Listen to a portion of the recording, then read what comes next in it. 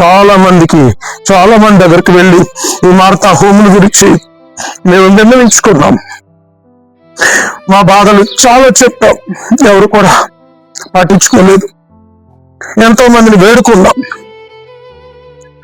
ఎంతసేపటికి మేము చేస్తున్నటువంటి సేవను చూస్తాయి వీటికి ఎక్కడి నుంచో వస్తున్న వాళ్ళే, కానీ ఈ వృద్ధులు చూస్తే కనికరించిన వాళ్ళు చాలా తక్కువ.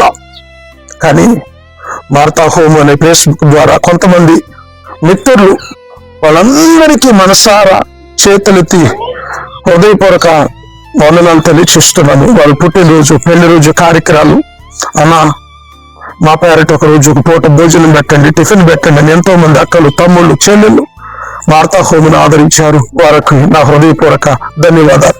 ఈ రీతిగా ఫేస్బుక్ ద్వారా స్పందించిన వాళ్ళే తప్ప వీళ్ళకి నా అనే వాళ్ళు ఎవ్వరు కూడా లేరు.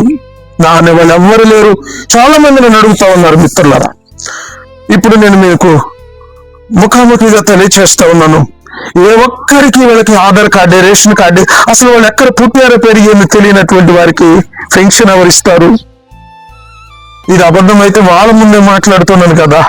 ఈ తాతయ్యకి మాత్రమే 2000 రూపాయలు వస్తుంది, 500 ఖర్చులకు ఉంచుకొని 1500 రూపాయలు ఓముకిస్తాడు.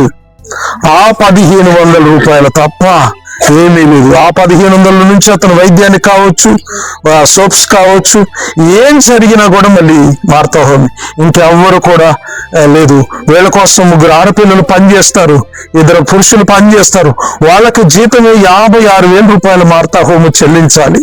ఆయన 1500, ఒక వ్యక్తి 1500 ఇస్తే మేము 56,000 రూపాయలు జీతం పూర్వకంగా వీళ్ళకు పని చేసినందుకు మేము చెల్లించాలి. ఇలాగ కష్టపడుతూ అన్ని రకాల సేవలు చేస్తూ గేదెల కాడ పని చేసుకుంటూ